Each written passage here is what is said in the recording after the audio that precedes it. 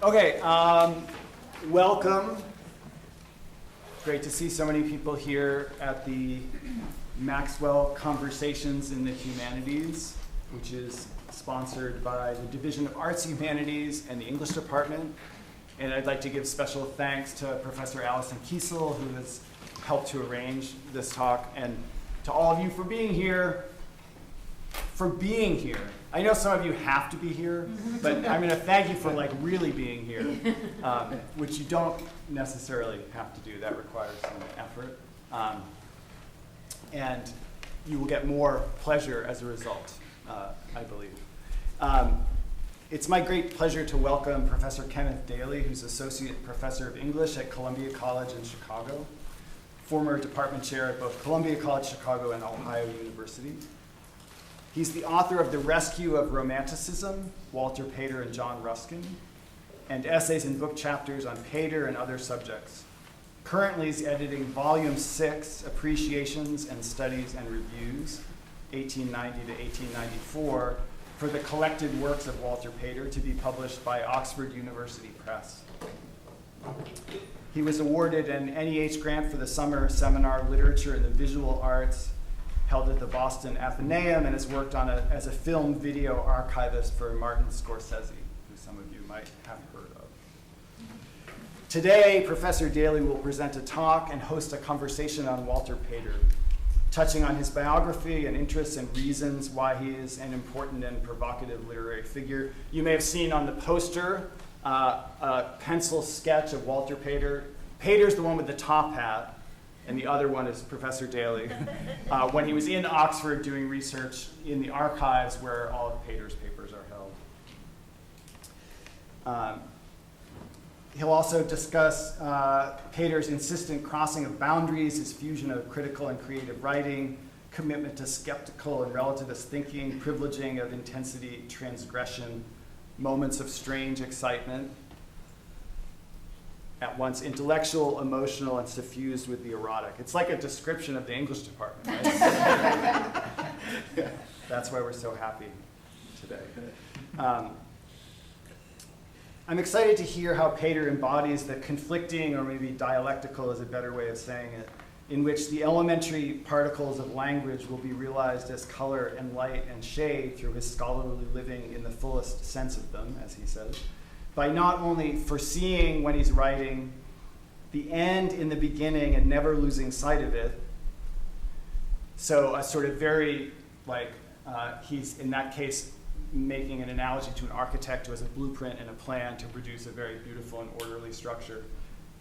But at the same time, also the development or growth of design in the process of execution, with many irregularities, surprises, and afterthoughts, words that are less often praised and sort of emphasized as useful things to do when you're writing, to be open to irregularity and surprise and afterthoughts, the contingent as well as the necessary, as he goes on to say, being subsumed under the unity of the whole. What is this strange whole that is foreseen at the beginning, architectural in its structure, and a unity of the whole that also contains and includes irregularities, surprises, and afterthoughts? To find out, please welcome Professor Kenneth Daley. Thank you, Rick. How's everyone doing? Excellent. Excellent, very good. All right, so I really want to thank Allison and Rick for inviting me here to talk to you about my work, and especially my work as an editor. As Rick said, I am working on, I'm one of a team of 12 scholars working on a 10-volume collected works of Walter Pater, the late 19th English critic, and one of the most enigmatic figures in English literary history. I'm willing to bet that many of you have never heard of him, or at least until you saw that good-looking poster that Rick mentioned, or if you haven't seen it, please go look at it on the door. And I understand that some of you have had the opportunity to read Pater in class recently, but I'm grateful for the opportunity to introduce him here to many of you. But before turning to Pater and his work, I want to begin by addressing why in the world anyone should go to the trouble, for it is trouble, of working as an editor. What's the value of an edition? And in my case, a critical edition. We'll take up shortly what a critical edition is, but first, what for? I've discovered that the word itself, edition, provides more than a hint to that question. The English word derives from the Latin edito, which means the action of bringing into existence. Similarly, the Greek word ekdosis means giving forth. The etymological root of the German word for edition, Ausgabe, means to give out, to distribute. The Swedish word utgabe derives from the Old Swedish gava, meaning gift. In each of these languages, then, the word for edition suggests the act of giving, of gifting, and of bringing forth, of taking something from somewhere less accessible, from a place where few can see it, and bringing it to another place where many can see it, from an archive, we might say, where materials like manuscripts are stored and preserved, into which access is prohibited, to a public market, to a place where all have access, if you have enough cash or access to a good library, and then to which all can use however they see fit. So I think the fundamental purpose of an edition is simply to make available text to which people would not otherwise have access, or at least the same kind of access, and put more people into a position to do with these texts things that they wouldn't have done otherwise. Jerome McGann, a well-known scholar of 19th century British literature, begins his book, The Scholar's Art, with the statement, "Scholarship is a service vocation." What he means by that, in the broadest sense, is that the scholar serves the larger public by working to preserve our cultural memory, which would otherwise be lost. That's very gratifying, even uplifting, and it's good to think about when we are engaged in scholarly work, in conducting research, writing papers, preparing our senior thesis. Along with other scholars, editors, students, I'm working to help preserve our cultural inheritance, to make that inheritance more visible, and to pass it into the future, into the hands of artists and readers and writers yet to come. More immediately, of course, the scholar serves the intellectual and artistic life of the present. Scholarship builds upon previous scholarship, and our individual work represents a gift to our community. Finally, of course, scholars serve the artists and poets and philosophers upon whose work we give our attention and help to keep alive. All right, so let me give Peter a proper introduction. As you know, he's a late Victorian character. He died in 1894, just days before what would have been his 55th birthday. Although he was born in a lower middle class area of East London to a family that was certainly not well off, he spent the majority of his life in the aristocratic and privileged space of Oxford University, first as a student at Queen's College, and then as a fellow, or what we'd call a professor, at Brasenose College from 1864 at the age of 25 until his death. Oxford is in central southern England, today just an hour's train ride west of London. It was founded in the early Middle Ages in the 8th century. Its name and origin are owed to its location at a major crossing point of the River Thames. Ford is the word for river crossing. At Oxford, the crossing is large. It was fit for oxen and their carts. The university was begun in the 12th century. It's the oldest in the English-speaking world. And I thought I'd just show you a few photos that I've taken so you can sort of get a sense of the world in which Peter lived and the things he would have seen every day. Right, so this is just staring out the window of the library. The extensive library at Oxford University is called the Bodleian Library, and this is what you see out one of the windows, and it's probably a building from the 14th century. You're surrounded by a great deal of Gothic architecture that was built from the 12th to the 15th century.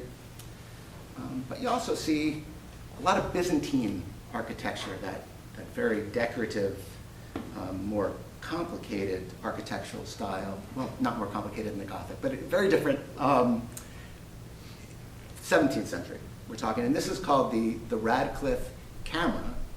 It's also part of the library, of the Bodleian Library. The Latin for camera, where our word comes from, means vaulted building. So this is really its original meaning. This is inside the library.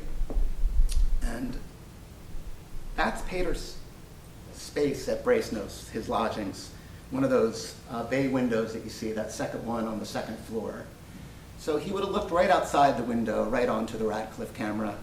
He would have sauntered over there most days, or into other parts of the Bodleian, just steps away. Or he would have used the library in Brasenose College itself, which was open and still is open 24 hours a day. Now you're looking inside the gates of Brasenose College. You're very lucky. Those gates are always closed, very difficult to get a look inside. Oxford is composed of different colleges. So today there's something like 39 of them. In Pater's day, there were maybe 29 of them. And so Brasenose was founded in 1509. That's when, presumably, the buildings were constructed or they were finished by 1509. One of the funny rules at Oxford is that only professors are allowed to walk on the grass. So everybody else has to stay on the paths. I guess that's why the grass looks so good since 1509. Pater occasionally stayed there at his lodgings in Brasenose. It's where he often met with students. But he spent, this is also inside the college. He also owned a townhouse with his sisters in North Oxford. And this is where he probably spent most of his evenings. The blue plaque is in honor of Pater. They're all over England. They sort of indicate that a famous person inhabited this space at a certain amount of time. And you can see both Walter Pater and his sister Clara. Clara and Hester are the names of his two sisters. And Clara was long associated with the movement for women to gain access to higher education. And from 1886 served as resident tutor at Somerville College, one of the first halls for women at Oxford. It was opened in 1879. He was a college professor. He spent really most of his life in this cloistered, provincial, privileged space surrounded by spectacular architecture over 10 centuries. By all accounts, he was relatively shy and reserved, not one to immediately open himself up to people. He didn't enjoy the public eye. He was not a charismatic lecturer. He spoke softly when he lectured, often with his head down, reading from his notes. After one lecture, Pater is said to have asked Oscar Wilde, "Could the audience hear me?" "We overheard you," Wilde replied. Wilde was one of Pater's students at Oxford, as was the great poet Gerard Manley Hopkins, who really worked even more closely with Pater during his undergraduate days. So Pater worked as a tutor with individual students. He also regularly gave lectures on classical subjects. In private and with friends, he was a far more comfortable person, much more playful, arch, ironic, and witty, caring, loyal, a good friend. He loved cats. In many ways, he lived comfortably amidst the professional middle class of Victorian England. But in other significant ways, he lived uncomfortably, at a sharp angle to, or certainly off to the side of, conventional Victorian mores and attitudes. He was an agnostic in a profoundly Christian culture, attracted to religious ritual and ceremony, but not as a believer. In a jingoistic age, Pater was decidedly cosmopolitan and strongly resisted English nationalism and chauvinism. At a time when homosexual acts were illegal, the word homosexual was not yet in use, Pater was queer. His work is suffused with homoeroticism, allusions to and representations of male-male desire. This was a very dangerous position to negotiate in his day, and he was generally very careful. Although early in his career, he was discovered having exchanged indiscreet letters with an undergraduate, and that essentially wrecked his chances for promotion or other positions in the university. Much of the homoeroticism of his work is coded, written to be primarily accessible to other men open to homosocial readings. But really one of the reasons Pater was a neglected figure, maybe one of the reasons we haven't heard about him outside of the academy so much, is that for many years he suffered the reactionary and influential backlash of the masculinist, high modernist culture of T.S. Eliot, Ezra Pound, Wyndham Lewis, and others, which was not just misogynistic and anti-Semitic, but also deeply homophobic. Eliot and other high modernists worked to discredit Pater. They literally worked to exclude him from the English literary tradition, and their efforts were very influential. Pater's day job was as a classicist, and he published exciting, often groundbreaking work in classical archaeology and mythology and philosophy. But he will always be known for his first book on the Italian Renaissance, perhaps the most controversial book published in the Victorian age, certainly one of the most influential. It immediately acquired a kind of cult value that we associate with especially controversial books. It outraged the religious and more conservative representatives of Victorian culture in Oxford and elsewhere.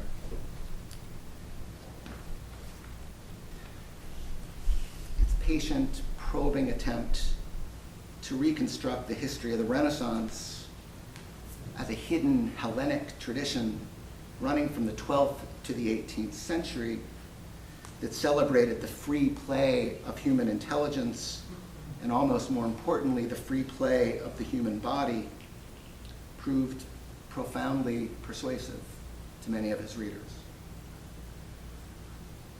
We locate the Italian Renaissance in the 15th and 16th centuries, and Pater's Renaissance includes essays on the paintings of Botticelli, who was almost unknown at the time, the poetry of Michelangelo, the art of Leonardo.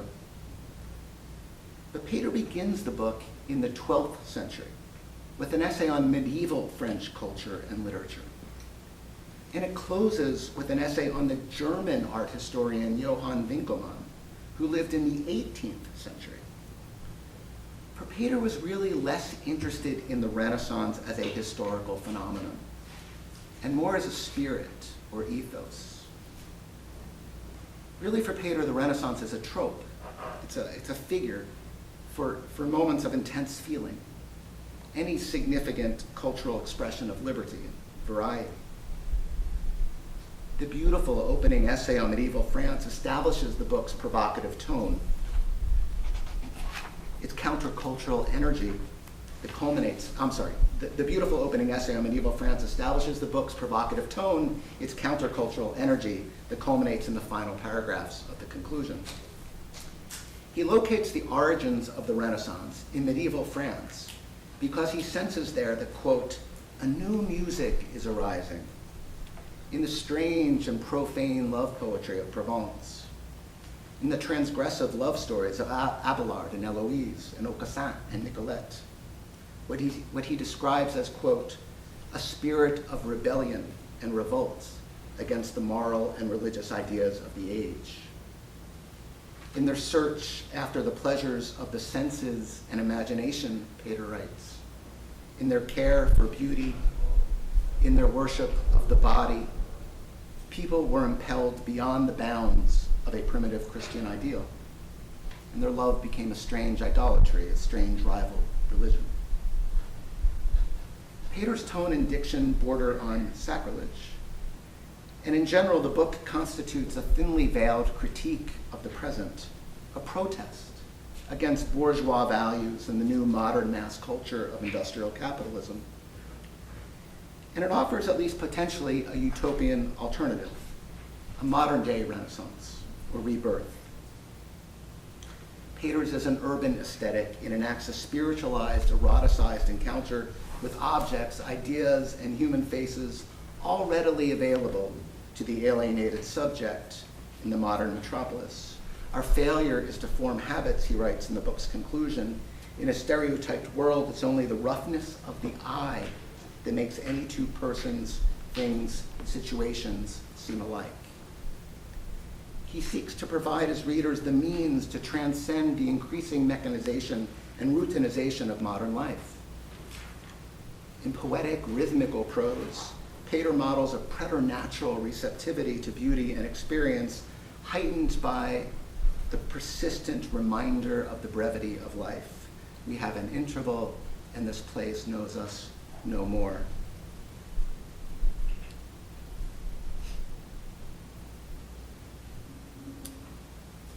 While all melts under our feet, he writes in the concluding pages of the conclusion, we may well grasp at any exquisite passion or any contribution to knowledge that seems by a lifted horizon to set the spirit free for a moment, or any stirring of the senses, strange dyes, strange colors, and curious odors, or the work of the artist's hands, or the face of one's friend. Not to discriminate every moment, some passionate attitude in those about us is, in the very brilliancy of their gifts, some tragic dividing of forces on their ways, is on this short day of frost and sun to sleep before evening. Pater used to wear an apple green necktie, so that was his favorite color. That's why the colors of the slide are best I can find for apple green. The conclusion contains some of Pater's most extraordinary prose. In a time that was eager to cultivate prose as a fine art, Pater is recognized as one of the most individual stylists of the age. His style, with its urbane charm, with touches of lyricism that as you can see, but typically they don't compose the whole essay. They tend to rise from a kind of discursive calm, and then suddenly you get this lyrical moment. But that style was the indispensable medium in which he was able to exemplify his aesthetic sensibility and his critical method. But reading Pater is not easy, and it's one of the reasons he's not more widely read beyond the famous passages on the Mona Lisa or what we've just seen in the conclusion. He is something of an acquired taste. His writing calls attention to itself as writing. The sentences can be extremely difficult to work through. The one thing he's determined not to do is to go directly from subject to verb to object. His sentences seemingly revise themselves on the wing. They hesitate, equivocate, change course, hover, qualify. As one critic has written, they are, quote, busy with themselves. Their first loyalty is to the act of the mind in the process of negotiating the issue. They are responsive to the mind thinking. They've often been disparaged as excessively Baroque and Byzantine, precious. But the style is the man, as Pater was fond of saying, and in his case, the style reflects his deeply felt skepticism toward authority and toward authoritative truth.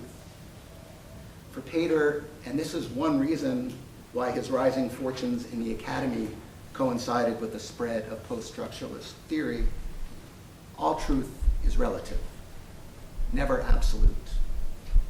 As he wrote in his very first published essay on Coleridge's philosophical and religious thought, to the modern spirit, nothing is or can be rightly known except relatively and under conditions. You with me? You okay? All right. Ancient Greece and Rome, the literary culture of medieval France, Italian art of the 15th and 16th century, 18th century German art criticism. Pater will take you through the entire history of European art and culture and philosophy. He's also an expert on German idealist philosophy of the 18th and 19th century. the work of Kant and Schlegel and Schelling and Hegel. And following Coleridge, he played a major role in introducing the work of the German philosophic tradition to the English-speaking world. He wrote numerous essays and reviews on contemporary French novelists and poets. He was a pivotal figure in introducing to England the avant-garde poetry of the French symbolists, the writing of Baudelaire, Stendhal, Gautier. He wrote on medieval French architecture and cathedrals, on medieval Italian poetry, and he regularly published essays on English literature, on Shakespeare and Sir Thomas Browne, and the Romantic poets Wordsworth and Coleridge, and his own contemporaries, the Pre-Raphaelite poets Dante Gabriel Rossetti and William Morris. In addition to all of this, Pater is a fiction writer and novelist, the author of strange, ruminative fictions that he calls imaginary portraits. This imaginative work evolved in a deep symbiosis with his critical historical essays. They cross-pollinate. For example, Pater's imaginary portrait, Denis l'Auxerrois, in which the mythological figure of Dionysus reappears in medieval Christian France, follows the publication of two scholarly or critical essays on Dionysus. He regularly transposes his own essays and use of primary source material into fiction. Conversely, he uses his fictional settings on occasion to articulate important critical observations. He even reshuffles text between his fictional and his non-fictional work. The same passage in a work of fiction will appear in a lecture on Plato or in an essay on Northern Italian Renaissance painting. His critical texts are also rife with misrepresentation, acts of misquotation, misattribution, mistranslation, even fabrication. That's a point I'll come back to. Pater's work makes porous those borders that keep the literary and the disciplinary, even the ontological universe of things in place. He takes pleasure in crossing boundaries. His work defies typical generic and disciplinary categorization, and I think that's another reason why literary historians have found it hard to know what to make of him. His work often blends the real with the imaginary, the factual with the counterfactual, and in such a way that leaves readers uncertain as to where to draw the boundaries between them. Okay, that's my introduction to Pater. And now I'm going to turn to my work as an editor of Pater. Pater published 5 book-length volumes in his lifetime, all published by Macmillan and Company, a major Victorian publishing house. The Renaissance was originally published in 1873, but had the title Studies in the History of the Renaissance. And when it was published in subsequent editions, 1877, 88, and 93, the title had changed to the Renaissance, Studies in Art and Poetry. Marius the Epicurean, His Sensations and Ideas, is his second book, published in 1885, revised heavily in 1892. It's a long 2-volume imaginary portrait and represents the formative intellectual experience of its young protagonist, Marius, and his engagement with various philosophical and religious points of view. Marius enacts the kind of orientation to life and experience that Pater promotes in the Renaissance. The book is set in the late 2nd century, the time of the emperor, it's set in Rome in the late 2nd century, the time of the emperor Marcus Aurelius. But like the Renaissance, it's meant to function as a mirror of or analog to late Victorian England. Imaginary Portraits was published in 1887, then Appreciations in 1889, and finally the year before he died, Plato and Platonism, a series of lectures. In addition to his books, he regularly contributed to the periodicals of his day, including essays, reviews, revised lectures, and short works of fiction. When complete, the collected works of Walter Pater will be the first fully annotated edition of Pater's work. The edition preserves the integrity of Pater's arrangement of his writings and organizes the work in the chronological sequence in which he published them, beginning with the Renaissance as Volume 1 and ending in Volume 7 with Plato and Platonism. Volume 8 contains the many uncollected essays on Greek or classical studies. Volumes 9 and 10 bring together all the surviving letters as well as the surviving manuscripts, and there's quite a lot of unpublished manuscript material.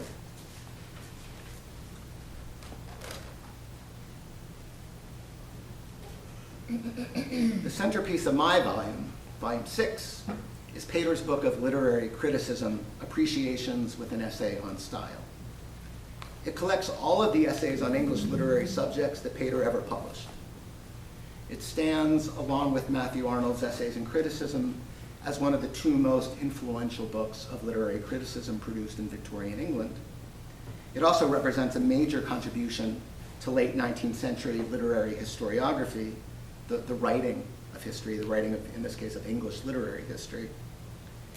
Pater's interested in exploring the English Romantic literary tradition. The idea of Romanticism is only just beginning to emerge as a literary concept in England in the second half of the 19th century. And Pater is England's most important early theorist of the term.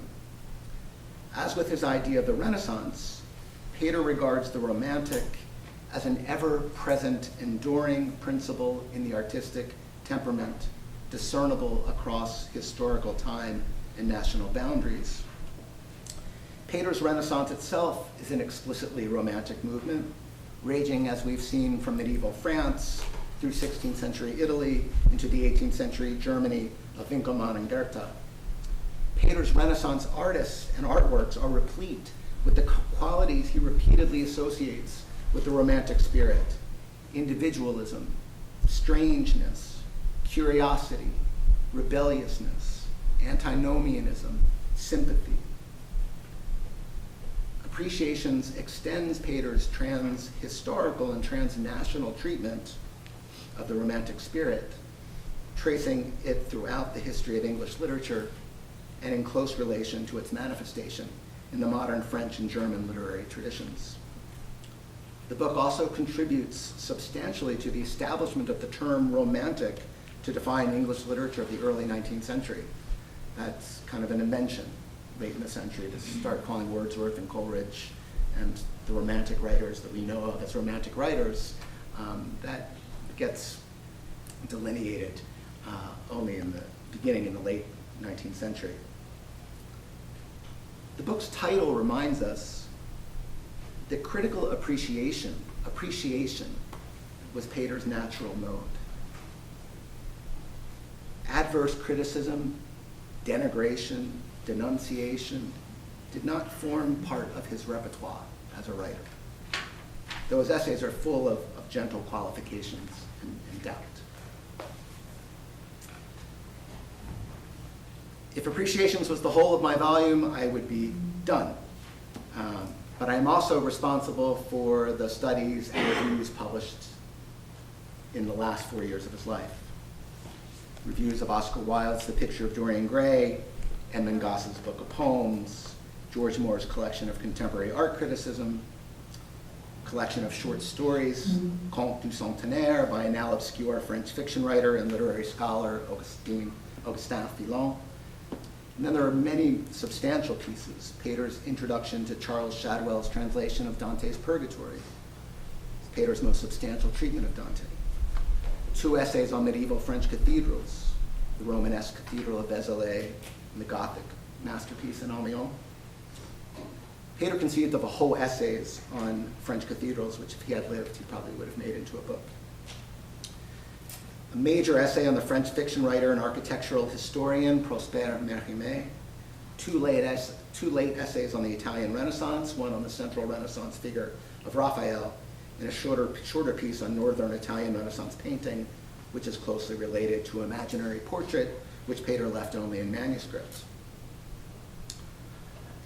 I can assure you that no one person has the expertise to adequately address by themselves this range of subjects. Pater's also working fluently in 5 languages other than English: Greek, Latin, German, French, and Italian. Had a great deal of help.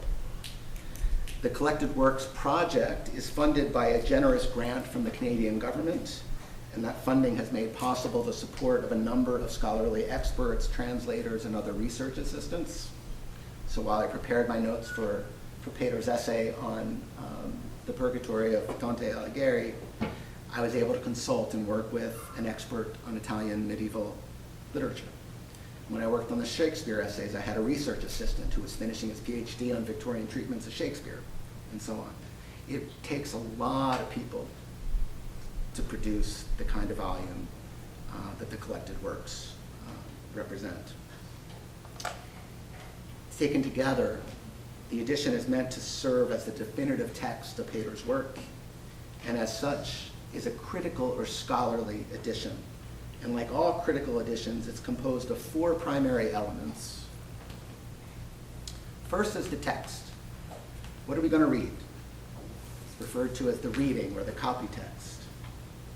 Secondly, a critical edition not only gives you the text that you're going to read, but it collates all the versions of a specific text published in Pater's lifetime, as well as any surviving manuscripts. That's the textual variants. Thirdly, it provides annotation, explanatory notes that helps the modern reader mediate the text for the modern reader. And finally, it provides the reader with substantial introductory material, in our case, a critical introduction of the text, 14,000 to 15,000 words, and also a textual introduction that details the major editorial challenges or description of the manuscript, discussion of significant revisions that Pater's made, etc. So what I want to do now is to take you through how I am able to address each of these components. I want to give you a good idea of what it takes to bring this material out into the open and make it available. I'm going to focus on Pater's amazing essay, Sir Thomas Browne. He's a great and quirky 17th century English essayist, physician, metaphysician, scientist, naturalist, antiquarian. He exemplifies in Appreciations what Pater regards as the genuinely romantic English prose literature of the 17th century. And that's one of the essays for which we have an extant or surviving manuscript. So I can show you a couple of folio from that. And then briefly describe the process of preparing textual variants. We'll look at some explanatory notes, and then I'll finish with some quick comments about my critical introduction. I really appreciate everyone's patience. All right, so let's start with the idea of a copy text. Like the work of many writers, Pater's work exists in different published versions. So choosing the copy text, the text that the edition is going to present to the reader, is an issue. What's the version that everyone's going to read for the next 100 years? In choosing copy text for modern writers, in which we're not piecing together a text from various fragmentary sources, the question really comes down to whether you go with the first edition as the reading text or the last edition. Those that valorize the first edition, the earliest published version of a text, tend to regard that text as more authoritative because closer to the author's original intentions. It represents, the argument goes, the freshest, boldest expression of romantic genius, if you will. So for instance, the Cornell Wordsworth, the definitive edition of William Wordsworth, prints the first edition or even manuscript versions as reading text. That's what you read when you pick up the Cornell. The general editors explain, quote, Wordsworth's practice of leaving his poems unpublished for years after their completion and his lifelong habit of revision have obscured the original, often thought the best versions of his work. The Pater editors have made the opposite decision. For us, the later Pater constitutes the copy text. Readers of the collected works encounter the very last iteration of each of Pater's texts. For we don't regard Pater's later versions as a falling away. His composition process is one of incremental reconsideration, extending from manuscript to page to proof sheet, to serial publication, to volume, and to reissued volume. Like I said, Pater's The Renaissance Studies in Art and Poetry is not the book's first title. And through its 4 editions, the book emerged over a 20-year period as an ever-evolving text, with individual chapters added, subtracted, renamed, enlarged, revised, recontextualized, a transformation that exemplifies the always provisional status of his work. He incessantly reworked his texts, and that aligns with his temperamental conception of experience as perpetual becoming. The collected works honors Pater's never-ending process of revision, of refinement, of reformulation. The reader starts at the end, with the final version that Pater saw through the press, and the collation of textual variants provides the reader with the ability to trace the evolution of Pater's text from the very beginning. Each of the essays and appreciations was published at least 3 times during his lifetime. None of them appeared for the first time in appreciation, so there's at least the initial publication and the 2 appreciation editions, 1889 and then a year later, 1890, not even a year later. In addition, we have manuscripts or partial manuscripts for 5 of the essays. So as editor, it's my responsibility to collate the different versions, to closely compare each of them, and to identify any and all variations. Any difference, commas, semicolons, capitalizations, changes in diction, or bigger, more substantive changes. All of them, it's my responsibility to bring forward to readers.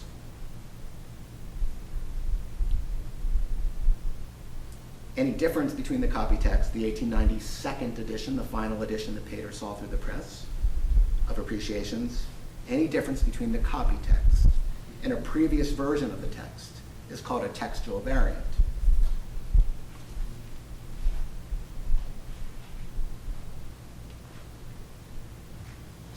This is the first folio of Pater's manuscript of Sir Thomas Browne.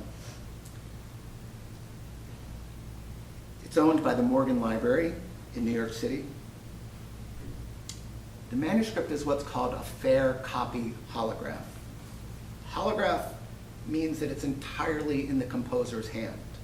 So this is Pater's handwriting. Fair copy indicates that it's a copy of a corrected draft of a work. So this is the manuscript from which the typesetters worked to set the type for its printing and publication in Macmillan's magazine in 1886. Like all of his manuscripts, Pater has written his text on every other line. Always did that, leaving space above and below for additions and emendations. You can see that while this is meant to be a final copy, he's already started revising on the first page.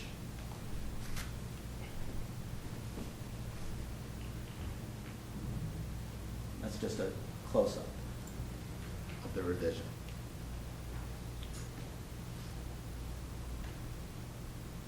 Certain great instances there had been of literary architecture, and Pater has amended literary architecture to read now as literary structure or architecture, which is how it appears in the published essay. As we go further into the manuscript, we see that this is a fair copy that is increasingly worked up. And you can sort of see Pater himself getting worked up as he's making his way through the text. Folio 48 is especially busy.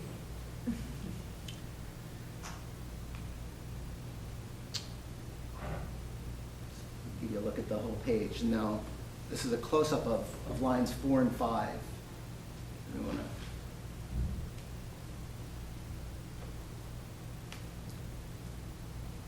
You can see that he's come back to the manuscript with a different pen. It's darker. Can you see that? Can you make out that?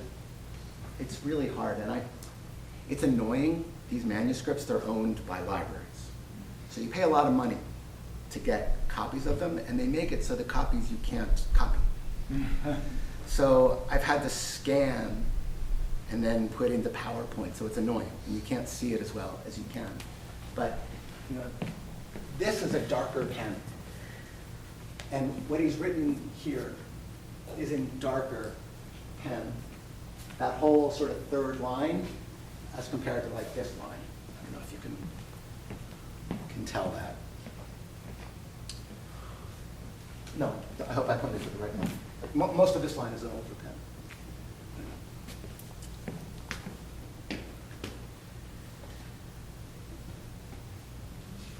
He's referring in this passage to the English Renaissance philosopher and essayist Francis Bacon, and the term Bacon coined, idola specus, normally translated as idols of the cave. It's a type of logical fallacy in which the biases or prejudices of individuals lead them to errors. Beginning on line 4, right here. But of Bacon's, he's crossed out Bacon's. He's crossed out that, he tried out that. He settled on the.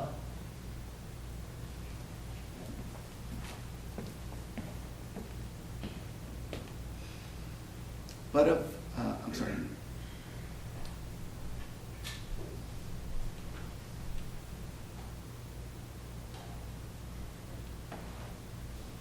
Oh, I wanted to start on the line above. I'm sorry. Let's see. Okay. But of the fourth species of error noted by Bacon, and Pater often gives an insertion with a caret underneath and the insertion written above. He's now capitalized idola. You can see that darker I is a capital I. There was a little I there.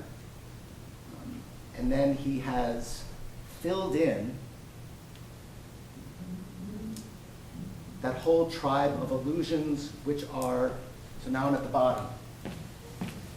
And he had whole tribe in his old pen, and he often leaves blank spaces. He came back later to fill in. He was probably looking to remind himself what he wanted to put there. That whole tribe of allusions read amongst the weeds and tares of one's own brain. He's quoting from Brown's Religio Medici, the religion of a physician. It's his manifesto of philosophy and faith. So obviously the manuscript's not easy to read. And it's amazing, but somehow the typesetters did read this. There was no subsequent fair copy. And perhaps, I don't know this for sure, but it's likely that journals like Macmillan's Magazine and the Fortnightly Review had on staff typesetters that could read Latin and Greek. But for the volume, we can't reproduce whole manuscripts photographically like this. So in order to collate the manuscript, it's first necessary to transcribe it. So to take the manuscript from the archive and bring it to the edition, right, there's an intermediate step called transcription. That's the first, you have on your first page of the handout, the first page of the transcription. I told you I had a lot of help. This was prepared by my colleague and one of the general editors of the collected works, Leslie Higgins. And you can read her engaging summary notes regarding the manuscript, and she explains how to understand the transcription. Insertions are indicated by oblique lines and so on. And so by transcribing the manuscript, the text is in a form that can be represented as a variant. So if you turn to the next page, this is the transcription of the page that we were just looking at, that folio 48.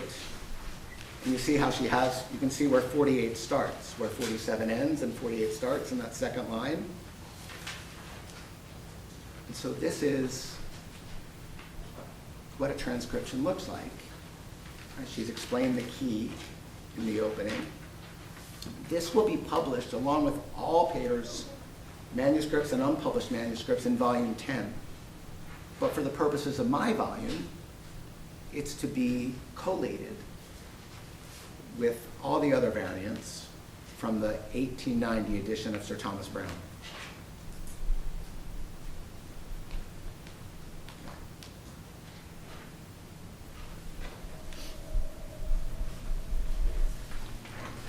If you go to the next page, this is the first page of what's called a textual variant typescript. So according to the project guidelines, my variants are keyed to a superscript numeral, and if it was in color, you'd see it was highlighted in neon green.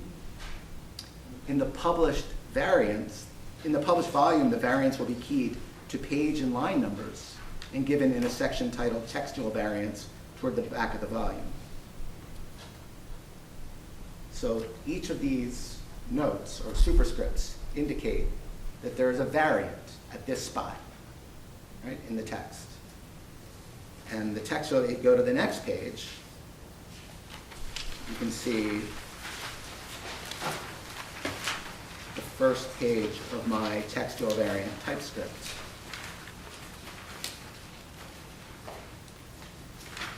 We don't have the whole head note here. Do we have the whole head note? Oh, it starts, I'm sorry, the whole head note starts at the bottom of the page before. Are you with me? In the textual apparatus, so on page 3. In the textual, this is the head note to my textual variants. It's page 4 in our hand. Oh, okay, it's page 3. Okay, great, even better. In the textual apparatus, 86 ML, Morgan Library, the manuscript's from 1886, indicates the manuscript version of the text. MA 7327 is the catalog number at the Morgan Library. 86 MM indicates the periodical version of the text in Macmillan's magazine. It was published in May 1886. 89 indicates the first volume of Appreciations, published in 1889 by Macmillan. The second edition of Appreciations, also by Macmillan, is indicated as 90 and serves as the copy text. Okay. So you can see that, let me show you.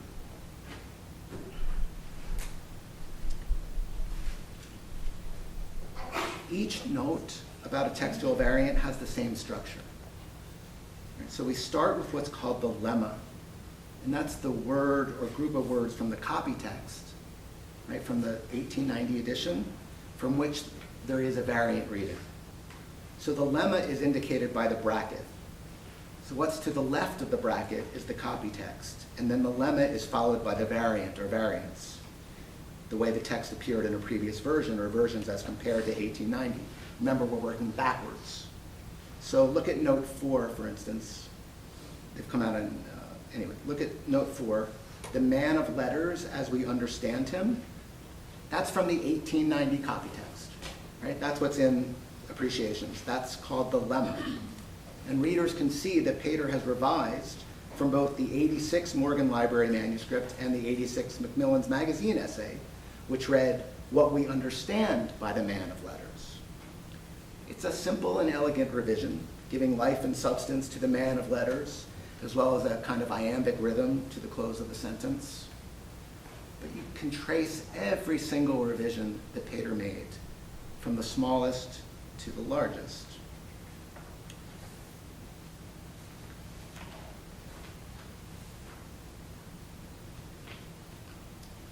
The next page is the moment in Sir Thomas Browne from the manuscript revisions we just looked at, along with my textual variant notes, so you can see how, working from the manuscript transcriptions, there's the sentence in my textual variant, right, that one that we were just reading.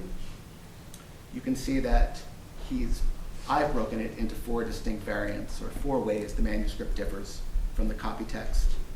And readers can now literally see the revisions and insertions Pater made to the manuscript when composing the sentence.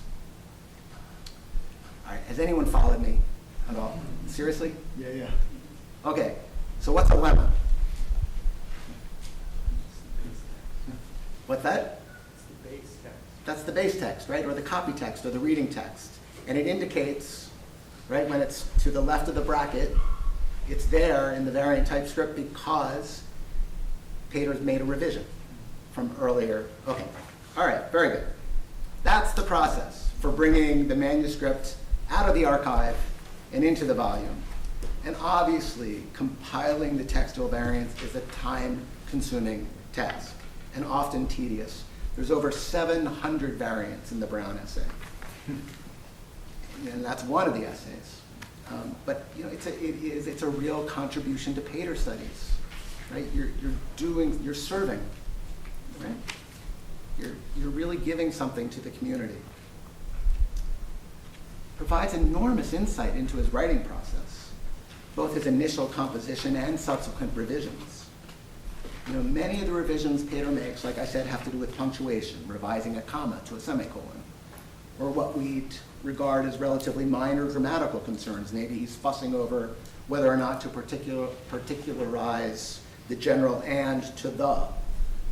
But whether small or large, the collations reveal, and I think there's so much evidence they really do reveal, that Pater's revisions are almost always refinements in precision and rhythm, and refinements that can be considered improvements in terms of being more interesting and exciting as ideas and more rhythmical and striking in style.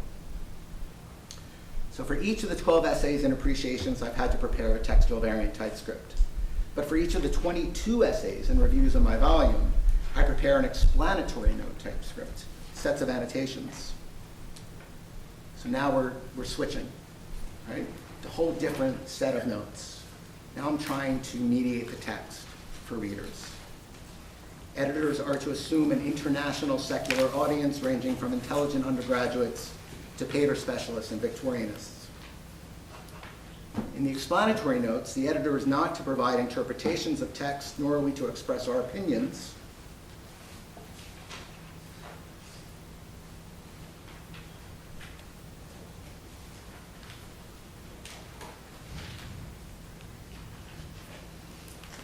We are to provide the historical or cultural background necessary for understanding a term or a passage. That includes contextualizing Pater's position or interpretation with that of other critics of his day. We are to provide the reader with contemporary scholarly references, scholarly work of the 20th and 21st centuries regarding the issue Pater is addressing. We are to indicate other works in Pater's oeuvre where he mentions the same author or text, or addresses a similar issue.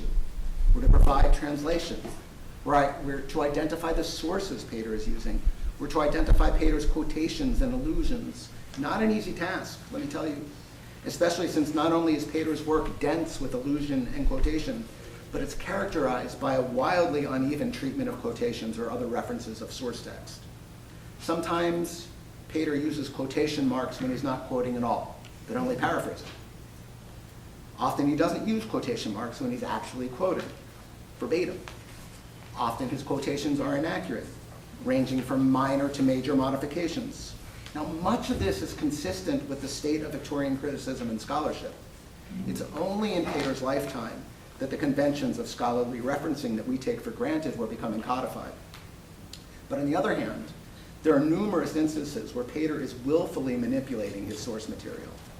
He sometimes changes the contents of letters to say what he wishes them to say.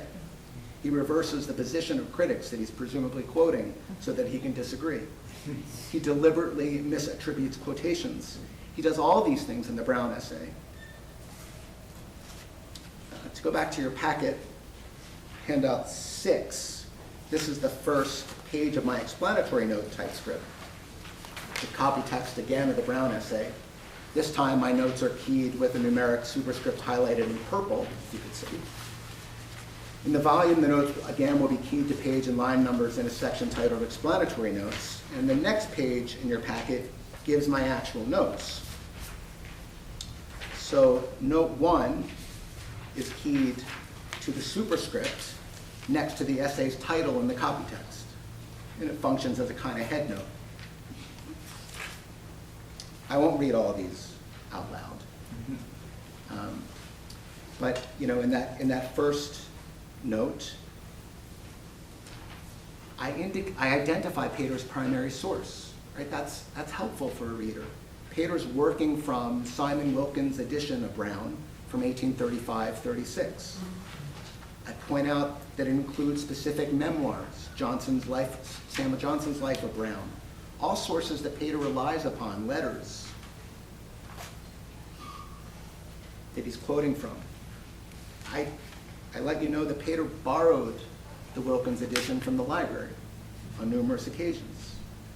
And I also let you know that when I'm citing Brown, I'm going to go to the contemporary critical edition, Kevin Colleen's Sir Thomas Browne in our time, except if Pater's doing something funny.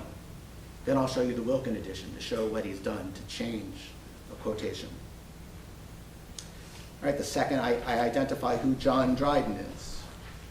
I point to other references in Pater to Dryden. Same with John Locke.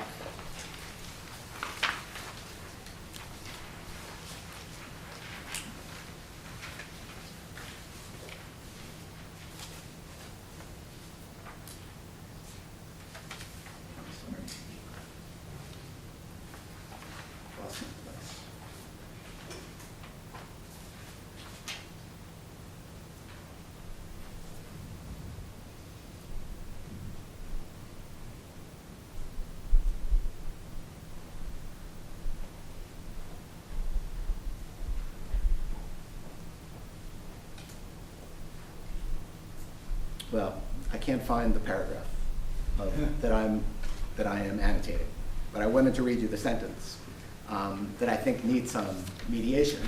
That Pater is referring to France in the 17th century, saying that France made these sort of changes before England, the age of Louis XIII and Cardinal Richelieu, and talked about, give a little note on the neoclassical French moment, and then point out that Pater's reference to Malherbe, who's a neoclassical French writer. He's also made a reference in another essay, Joachim du Bellay from the Renaissance. And I point to George Saintsbury, who makes a similar comment, a contemporary Pater at the same time. Okay. Same I can point to, I try to explain, the books that Pater's referring to by Richard Hooker and Thomas Hobbes. And I can point in Thomas Hobbes. I can also let readers know that there's an unpublished manuscript on Hobbes that has never been in the world, right? But that will be in volume 10. And so scholars will have access to information they never had before. John Addington Symonds, who's a contemporary of Pater, an important contemporary critic, there's some give and take in their reception of Brown, which I can point to. All right, I think you get the idea. I'm wrapping up. Thank you for hanging in there with me, but I hope you follow this a little bit. The final component of a critical edition is its substantial introductory material. And I've already published a few articles in which I've attempted to work through the issues and problems that I know I'll have to address. Misrepresentation is one of them. Let me close with a few comments on that. It's a recurrent theme in the history or narrative of Pater's critical reception, and my volume will contribute to that conversation. For instance, scholars have long been aware that in style, that I think some of you just read, the opening essay of Appreciations, Pater radically misrepresents the letters of French writer Gustave Flaubert, author of Madame Bovary. He gives several of them as addressed to Madame X, Flaubert's lover at the time, Louise Collet, but they are in fact not to Louise Collet, but to other correspondents. He creates an astonishing amalgam of sentences from different letters to different people and pieces them together as if they are written to one person. He weaves together sentences and even clauses that in the French are many pages apart. So my volume will provide the evidence of this in great detail and in a way that's not been produced before. But in the Brown essay, I've uncovered acts of misattribution which no one has identified before. And the reason they've never been identified before is that A, no one's yet edited Appreciations, and B, they're so outrageous that literally no one would imagine them. Early in the essay, Pater comments on the sincerity, the genuineness of the quaint 17th century writers with whom Thomas Brown is associated. And he quotes from Samuel Johnson in support. The quotation is on the last page of your handout. For in their absolute sincerity, not only do these authors clearly exhibit themselves, quote, the unique peculiarity of the writer's mind, unquote, being, as Johnson says of Brown, unquote, faithfully reflected in the form and matter of his work, unquote. But even more than merely professionally instructed writers, they belong to and reflect the age they lived in. So I was sure I'd find that quotation in Johnson's Life of Brown, which Pater's been using all along, but it wasn't there. And only by a kind of accident did I stumble upon it in the Encyclopedia Britannica, 9th edition, in the anonymous entry on Brown, published in 1878, 8 years before the publication of Pater's essay. As you can see, I provide the information in the note very judiciously, without comment. It's slightly adapted, but it's very close, and I found no other possible source. To clinch it, later in the essay, he does it again. And this time he puts the words of the encyclopedia into the mouth, or at least the quotation marks, of Brown himself. Quote, something of such a humorist was Brown, not callous to men and their fortunes, certainly not without opinions of his own about them, and yet undisturbed by the Civil War, by the fall and then the restoration of the monarchy, through that long, quiet life, ending at last on the day himself had predicted, as if at the moment he had willed, in which, quote, all existence, as he says, had been but food for contemplation. Again, he's slightly modified the quotation, but really, the Pater has twice misattributed quotations that he's taken from the same encyclopedia entry strongly suggest that it's no accident.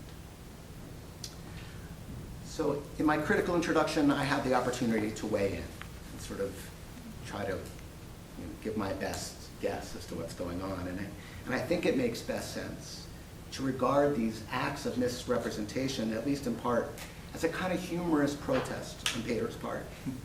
During the second half of the 19th century, English intellectuals were forced to come to terms with the increasing intellectual authority granted to academic institutions and the collective judgment of the academic community. English as a discipline, like many other academic disciplines, were literally being invented, and Pater didn't like it. He resisted the expanding authority exercised by literary professionals, and he resisted institutional attempts to define literary knowledge in objective, factual terms. It's obviously difficult to determine with any confidence to what extent these gestures are intelligible to late 19th century readers. Yet the misattributions are incoherent without positing an audience to which they are directed. And I think that audience must have found Pater's covert misattributions to be very funny. In order to function as parody of scholarly referencing, of academic specialization, an informed reader must recognize the encyclopedia intertext from which the humor derives, and the effectiveness of the disguise would only heighten the surprise and comic effect of their disclosure. Anyway, that's the kind of insight or suggestion or observation that I'm certain the collected works will make possible for generations of readers to come. I really appreciate your patience with me. Thank you.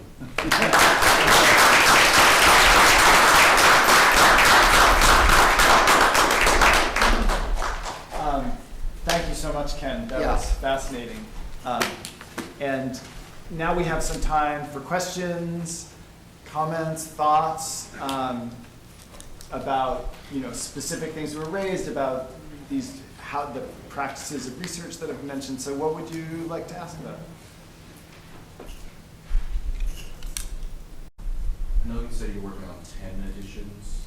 I have one of the 10. You have one of the 10. So there's 12 scholars altogether. Okay. So with your one just alone, how long does that process take? Thank you for asking that. So in putting this together, I went back because I'm not one to really pay much attention to when I've done something. But it was in 2014 that I first went to I was even probably agreed to do it before then, but our first meeting was in 2014 of all the editors. That's when I got the project manual.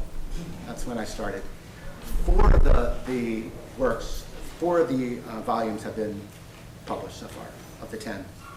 I'm going to be done and turn it in to the press a year from this summer. So that's summer 25? Yep, summer 25. I'm close. I have only 2 more explanatory note sets to finish. I've done all the collation. Every time I finish a set of notes, the general editors read them and vet them, and they come back and we have give and take. So all that's sort of in the camp. So I'm getting close. Yeah. So you said that there's 12 scholars, and when I was looking at the slideshow, it also looked like they were kind of all over the country, and there were a couple in the UK. So then I'm curious how you got into the work and how they kind of got into it as well. Do you know any Right. information? Okay, so the group of Pater scholars, the community, is absolutely international. And there's an International Walter Pater Society meeting every 3 years. You're looking at the present secretary of the International Walter Pater Society. We go back and forth between Europe and the States. So the last one was in Venice. The next one will be at Cornell in New York. It was in Los Angeles at UCLA, the one before that. The 2014 meeting was in Paris, so it was at the Sorbonne that our first meeting of the collected works convened. And Pater has a really devoted group of scholars outside of England and America. So there are people working on the collected works, like Lena Ostermark Johansson seemingly publishes a new book on Pater every other year, but she's finished her Imaginary Portraits volume. She's at the University of Copenhagen, right? Giles Whiteley is in Stockholm, in Sweden, so there's a couple Scandinavian scholars. There are a few Americans, as you pointed out, a few British scholars, Canadian scholars, and it's through the generosity of the Canadian government, which is way, way better at giving money to humanities, enterprises and projects than our own country. That a lot of this is funded. But I really have, it's one of the most gratifying things about the work is that I have friends and colleagues all over the world. I'm in touch with lots of colleagues in France, and I need their help. They read French. I'm working with a French translator, but she's not a Paterian. So to have French colleagues, it's unbelievably helpful. I have colleagues in Japan. They're wildly interested in Pater. There's a number of Japanese scholars working on Pater, and of course they all speak English beautifully. It's embarrassing. Thanks. Yeah. So as you were talking about using the first or the last edition Yeah. of Pater, Yeah. I found myself thinking about Walt Whitman, because I'm an Americanist and Yeah. got some American lit folks here, Yeah. whose deathbed edition, whose later editions, thinking about which edition of Leaves of Grass to use is really complicated because there are lots of cool ways that the form expands, but there are also ways as homophobia becomes more rampant or homosexuality becomes categorized in the United States, and so ideas of intimacy between men Yeah. move from being idealized and praised as a mode of friendship towards being pathologized. So those references become more and more sort of not necessarily oblique. It's always Whitman, but in Whitman's own revisions. in Whitman's own revisions, Yeah. yeah. So I was wondering, because you were talking about, you began by talking about Pater and the homoeroticism of his Yeah. own writing. Yes. And I was wondering if you, as you're looking at those later editions and Yes. earlier editions, do you see a movement away from certain modes of eroticism? That's always been the line, the standard line, but it's just not true. Pater, after the explosive impact of studies in the history of the Renaissance in 1873, he chose to take the conclusion out of the next edition in 1877. Literally took it out. When he published Marius the Epicurean, where he felt like he explained in much more detail what he meant to live an Epicurean philosophy, the rigor that it took, the kind of meditative, contemplative response to experience, this, just a far more serious than the hedonist kind of, critiques that he suffered from. Right? People called Pater a hedonist and a pleasure seeker, and he reinserted the conclusion, revised in 1888 with a footnote saying that now he's no longer worried about the trouble that it might cause to the young men whose hands this might fall into. right? But yet, from 1873 to 1877, he expands that very provocative essay on early French stories and adds the story of Abelard and Eloise and adds some more homoerotic material and passages that are just in places where people were not paying the same kind of attention. Marius itself, at the center of Marius, is a homoerotic relationship between Marius and Flavian. It's the most important moment in in Marius's development. So there's all sorts of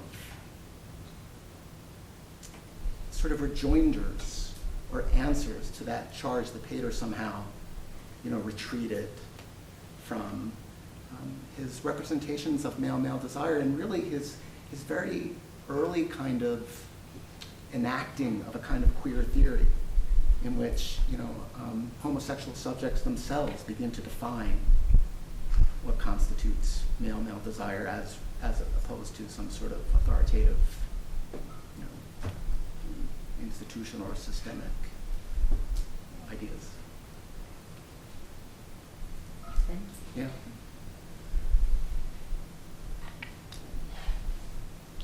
Well, I have a question.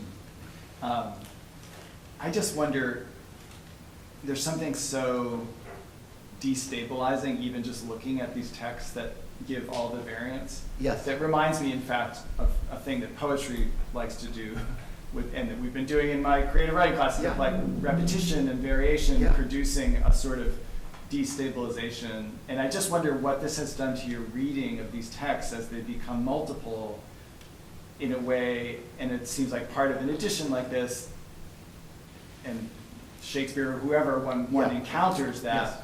changes your sense of a text as being a fixed thing to a text as being something that's kind of vibrating. Absolutely, and it's Yeah. very exciting. I mean, that the idea that Pater never regarded anything as finished, I think is really one of the most important sort of foundational perspectives he had with regard to his own work. It was always a work in progress, even from volume to volume to volume. And so to think of your work as provisional, despite what other people might think of it, is a kind of liberating, observation or perception or conception, whatever. But I can't tell you how much richer the texts are for me to encounter them in different versions. And also, it's been a thrill for me to see the manuscripts. I just had no idea what they looked like, what it constituted, what Pater's process was. Some of them, the one on Pascal at the Bodleian Library in Oxford, is the one that's just the wildest. It was published posthumously by his friend Edmund Goss, who somehow put together a pretty amazing essay. Some of it's fair copy, but then there's writing up and down and scrunched everywhere. And at the back, and this seemingly is what Pater's process was, there are hundreds of index size quotations or notes, and presumably that's how he started composing. He would just place these things all around and move things in different order.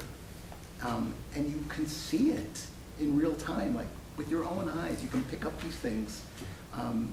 It's pretty exciting. I mean, it's geeky, but it's exciting. Yeah, it sounds like it gives a different sense of the architectural. But it said at the beginning where it's like the Absolutely. arrangement of physical objects, Yes. there's a sense of the Yes. architectural rather than just that you have a plan For at sure. the beginning. Yeah, Yeah. that's really amazing. Hi. Yeah. I was curious about, so you have on the first page here where you talk about your different notations where if you had to guess at a word, you have a question Yes. mark in there? Yes. So I'm just wondering, in my Shakespeare class, we occasionally pause to look at footnotes in our editions where you see the history of how editors have dealt with certain textual cruxes, right? It's like, Yes. we don't know what was supposed to be here, and Yes. editors just kind of sometimes have to guess. Right. Do you have has there been a fun occasion for you where you've needed to exercise your imagination in some way? Like how would you describe that process? Okay, so Looking at works? I have to confess that while I've learned from Leslie how to transcribe, and I have transcribed a couple of the manuscripts myself, the vast majority of them, and not just the ones that are in my volume, but the unpublished ones that I refer to in my volume, she's done. She's a master transcriber, and so I'm eternally grateful to her. But what I do want to comment on is the 19th century response to the kind of questions or cruxes that you bring up in Shakespeare. And the Malone editions or the other editions of Victorian Shakespeare, they write footnotes that can be 3 pages long about this very thing, like disagreements and arguments about what the word is or could be, what the source is or could be, and it's really amazing. And I'm not familiar with what has happened in the evolution of the editing of Shakespeare, right? I bet you that the conversations are far less detailed and engaging. These are crazy, and they go on forever, but what you said made me think of that. But I don't have a lot of personal experience trying to decide. There are certain times I look at the manuscripts, I can't read it at all unless Leslie tells me what it says. Because they're also crossed out and they're, and with the different pens and stuff. Thanks. Yeah. Well, I think we should wrap up, and let's thank Ken again. I'm